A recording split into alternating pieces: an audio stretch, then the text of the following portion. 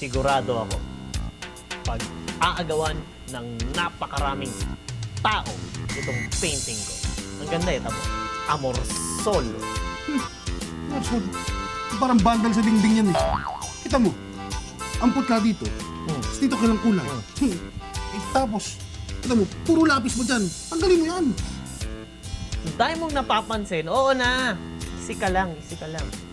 Alam mo, kasi pagandahin mo na maayos yung ginagawa mo, no? Yung pagpipainting mo yan, parang ano yan eh. Alam mo dapat, yung gusto ng customer mo para bilhin yung ginagawa mo. Matagal ko nang alam yan. Kalimutan ko lang. Lagi Kanina ka lang. naman ganyan eh. Alam mo, yan, pagpipainting mo yan, para ka nang hihikayat lang ng mga investors na mag-invest dito sa ating bansa. Investor? Oo. Mamuhunan sa bansa? Oo. Kung gusto mo kasi na dito sila magtayo ng negosyo o mamuhunan, o ibigay mo yung pinakamaganda ng mga bagay-bagay na kailangan nating mga investors. Ano bang kailangan ng mga investors? Siyempre, no? Kasama na dyan yung masipag na mga manggagawa. Malaki ang mga maitutulong ng mga yan sa pag-attract ng ating mga investors na kailangan dito. Eh, natural naman na masipag ang mga Pilipino ah.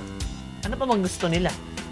Siyempre, kasama yung maayos, matitibay, at magaganda nga infrastructure.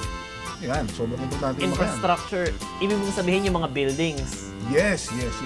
Kasama na yan, dapat na maayos din yung mga terminal, yan, airport, at mga kalsada para ma-attract yung mga investors dito at mamuhunan. Yun lang. Bumalabsin eh kasi sa tingin ko hindi naman magaganda yung mga infrastructure dito sa atin. Ayos. Hindi totoo yan. Tumigil ka dyan, ha? Hindi ganun yon. Kulang lang ang infrastructure natin.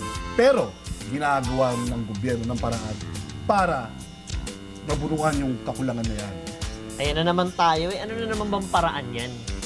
Siyempre, paraan na yan ay yung kagustuhan ng Philippine Development Plan. Teka. Ano bang gusto ng PDP? Na ipag-igihin, pagandahin, at isaayos natin yung mga infrastructure mo.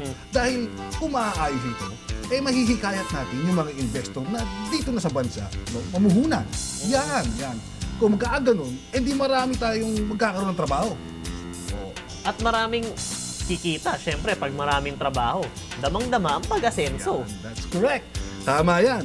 Alam mo ba maglalaan ang Department of Budget and Management o DBM kung tawagin ng 399 billion pesos na budget para sa public infrastructure sa susunod na taon, sa 2014. 399 billion? Yes! Ang laki! 399 billion! No?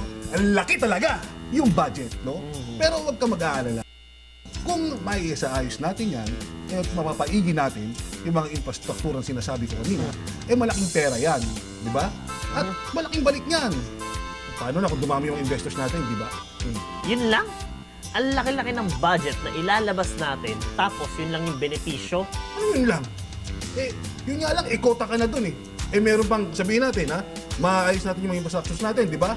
Isipin mo, yung kalsada kung kumanda, mabilis mapapadeliver yung mga kailangan mo i-deliver. At, lilit ang gastos mo sa paggamit ng mga highway. Oo nga, no? Galing mo, ha? Wait, no? There's more. Isipin mo to, no? Ah. Kapag matitibay din ang mga infrastruktura, eh, mababawasan natin yung mga panganib dala ng mga sakuna.